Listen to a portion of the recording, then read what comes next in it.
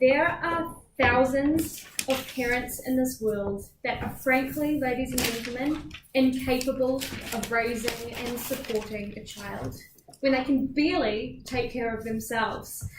The people who give up their children are usually low income, who don't want their children anyway, don't feel that they can provide for them. We don't want their child to feel undervalued and feel like they're not wanted within these families. And when the foster care and adoption system is tedious and failing children, we must step in for the greater good.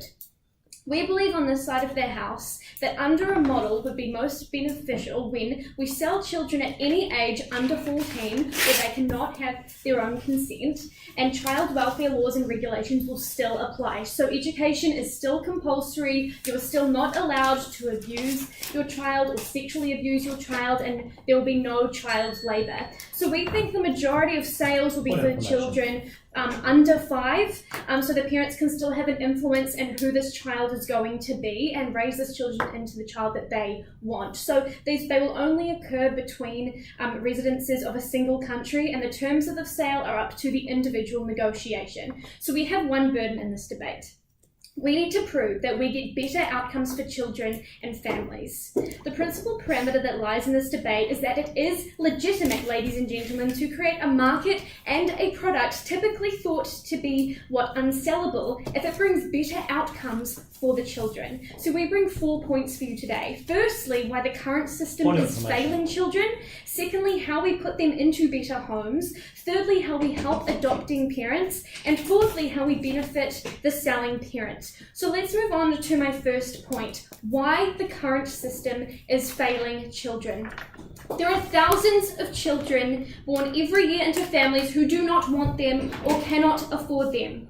Currently, they have 2 options: to attempt to take care of their child inadequately, or secondly, put them into state care system with higher rates of abuse and incarceration. Those who end up in our state care system end up far more likely to drop out of school, become teen parents, and get into the cycle of crime. And we see this when 70% of girls who come out of foster care in the US end up being teen mums. So why is radical reform so necessary? Well, we look at this as that whether one grows up with books or in one suburb or the other, or with stomach in their food and clothes on their back, this all influences who they become in the long run. So to have a really slow and inefficient system for children to be adopted and to not incentivize parents to give up their children, you get children stuck in the cycle. Foster care specifically pays people to take care for children, so it attracts people who are just wanting a quick buck, who aren't really that invested in what this child grows up to be. They're not really particularly that invested in making sure the child grows and flourishes and thrives in their own life. So this continued lack of stability when children rotate from one house to the other, this instability and trust leads to permanent psychological damage and an inability to function in social situations. A system that is inefficient in creating incentives for parents to give children better homes, we say we allow more children to get stability. I'll take a POI if you have one now. Michaela, isn't it enormously psychologically traumatic for the child to know that they have a price label put on them and that they're being sold as a commodity? We will discuss this in our later points, but we do believe that if you know that the parents that you are living with have actually worked hard for their hard-earned money to pay for you, that would give you that will make you feel much more valued. Whereas it's the same principle as adoption. If your parents just give you away, you know that your biological parents couldn't have you and couldn't want you, except the only thing that's different is that your parents worked hard in order to have you. So let's move on to my second point, ladies and gentlemen, on how we put children into better homes. So who are the sellers here? You aren't going to get parents selling children who want their children and are able to take care of children. You are going to get people who just don't want them, who want their child to go to a better home because they can't provide that better home for them. And let's look at the buyers. People who are usually infertile, IVF has failed them, they're same-sex couples, and perhaps the adoptive system is not working for them. No. IVF has failed. They are people who can't afford to financially support the child because they paid for it and who want and value the child. So there are 3 things we need to talk about here on how we make a better home. Firstly, money can buy you a nicer childhood. You can go to better schools, you can eat better food, you can go to school camps, get more opportunities to go on trips and gain life experiences, have nice clothes. In general, you experience life differently because of the comforts you get are at a higher standard. The things also reflect how you end up in life with better access to opportunities and education. Ladies and gentlemen, this can't be denied. But secondly, why the emotional welfare of the child is better off. So if your parents can't afford you, this is demonstrated in how they prioritize their money. They won't spend money on you and your school uniforms, they'll spend it on their own selfish needs. This is why we have children being raised with alcoholic parents, parents who are addicted to gambling, because they have an inability to put their child before them.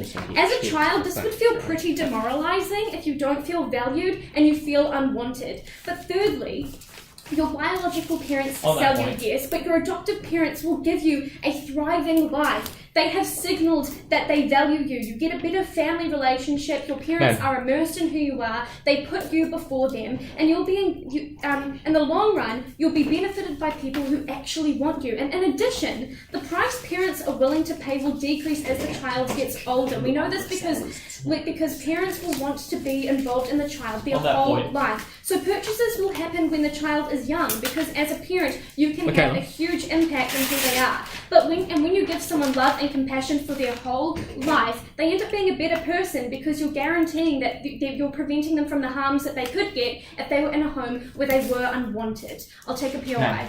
How is your system different to the current status quo of adoption, except that you've got money involved? We believe that a lot of people are actually restricted in the adoptive system because it is so tedious and because it is so slow. People are waiting 5 years at times to even get people to give them their children because there is no incentive. We provide an incentive for these lower income families to actually give their children to people who can afford them and want them. So moving on to my last point, how we help adopting parents. So the kind of options currently available is IVF, which is expensive and emotional, and also the temporary foster children program, which has huge emotional consequences because there's actually no guarantee of adoption. But buying children gives you a choice in your home, what child you want, and then you get a better connection with the child. In a world where genetic engineering is now evolving so you can choose what traits your child have, and where you choose your sexual partner to influence your child's looks, we believe that choice is reasonable. It means that you can choose a child that will fit into your home. Being able to buy a kid to spend their lives with will ensure that you'll guarantee getting a child that you feel connected with and you have a better relationship with. We benefit parents, ladies and gentlemen, by giving them a family and guarantee them a family that they want. That is a huge positive for them and the child. In a world where foster systems are overcrowded and continual disappointment in IVF, we believe that selling children benefits all parties.